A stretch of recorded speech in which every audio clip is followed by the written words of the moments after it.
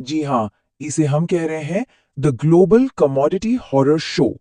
Gold और silver में जो जबरदस्त गिरावट आई है, वो वाकई किसी बुरे सपने से कम नहीं है। ये सिर्फ एक चार्ट नहीं है, ये बाजार में फैले असली डर की तस्वीर है।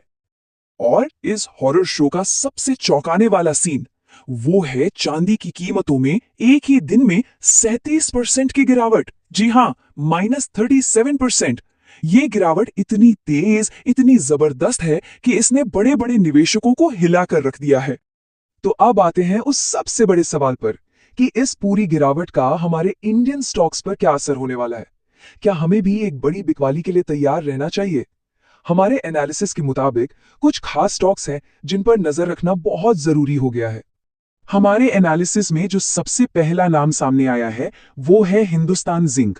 हमें लगता है कि कल सुबह बाजार खुलते ही इसमें लोअर सर्किट लगने की पूरी पूरी संभावना है। और ये असर सिर्फ एक स्टॉक तक ही नहीं रहने वाला। वेदांता जैसे बड़े नामों पर भी जबरदस्त सेलिंग प्रेशर देखने को मिल सकता है। और इसी लिस्ट में एक और बड़ा नाम है हिंदुस्तान कॉपर। इसके भी इस ग्लोबल गिरावट की चपेट में आने का पूरा रिस्क है। तो मतलब साफ है, यह खतरा किसी एक कंपनी पर नहीं बल्कि पूरे मेटल सेक्टर पर मंडरा रहा है। और इस सिचुएशन को जो बात और भी ज्यादा खतरनाक बना रही है वो ये है कि कल दुनिया के बाकी बड़े बाजार बंद हैं। इसका मतलब ये हुआ कि भारतीय बाजार को इस ग्लोबल तूफान का सामना बिल्कुल अकेला करना होगा, बिना किसी ग्लोबल सपोर्ट के। बहुत से निवेशक ये सवाल पूछ रहे हैं कि क्या ये एक रिवर्सल ट्रेड की शुरुआत है।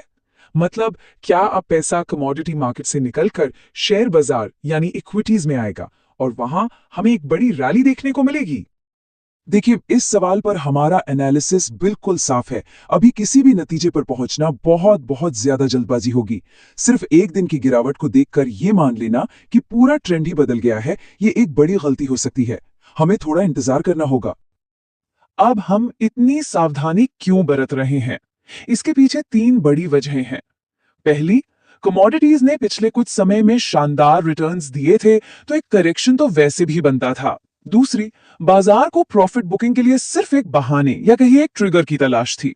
और तीसरी और सबसे जरूरी बात, ये गिरावट इतनी तेज है कि ये कोई सोची समझी स्ट्रैटेजी नहीं बल्कि एक पैनिक रिएक्शन ज्यादा लग रही है। तो सबसे बड़ा सबक, ये घटना हमें एक बार फिर से वही पुराना सुनहरा नियम याद दिलाती है। Don't put all your eggs in one basket. यानी अपना सारा पैसा कभी भी एक ही जगह, एक ही एसेट में नहीं लगाना चाहिए। अपने निवेश को हमेशा फैलाकर रखना यानी डाइवर्सिफिकेशन ही बाजार के ऐसे झटकों से बचने का सबसे मजबूत तरीका है।